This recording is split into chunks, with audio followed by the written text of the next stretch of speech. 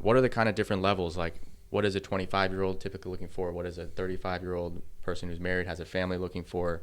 And what are the services that you offer for those different kind of demographics? I don't know if that's how you look at it either. There might be a different way to look at it. I try not to look at it in groups Mm-hmm. because it's so different. Okay. It's so different. It has to do with, I mean, the difference of people's financial positions are vast, Right. and are not just based on age. Right, exactly. Yeah.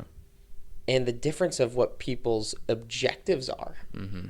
There are some big ones that, like, most people say at some point in time they want to be in a financial position where they do not have to work. Mm-hmm. But retirement isn't even, retirement is like, a considerable amount of our clients want retirement, but there's a ton of them that don't see themselves ever retiring. Right. They want to. Right? They want to be at a financial freedom point. Yeah. But they don't see themselves ever not working. Right. They want to work the job that they want, not. But the goal is to continue working, but not have to work. Yeah. In a way. Yeah. And I think that it is helpful to not group people and just be, for me, in that first phone call, meeting, Zoom call, to be a little bit of a blank slate and just to listen, not to think that, like, oh, this is the group that this person fits in, so they will need X, Y, and Z. Right. Case by case basis. Case Always. by case basis, always. And the funny thing, I was smiling, and the first question you said was, what do people what like services or things do people come to you for? I was smiling at that because the reality is rarely do people come to us.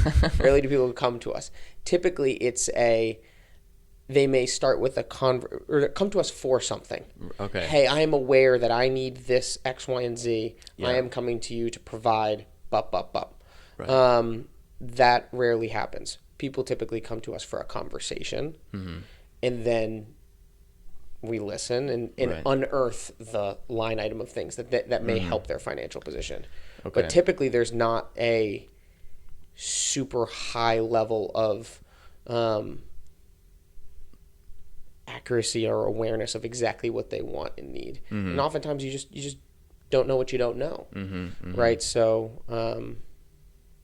it's not like, I feel like you hear this from doctors a lot. People now come to them thinking they know exactly what disease or whatever they have, but typically it's just because they looked it up on like WebMD.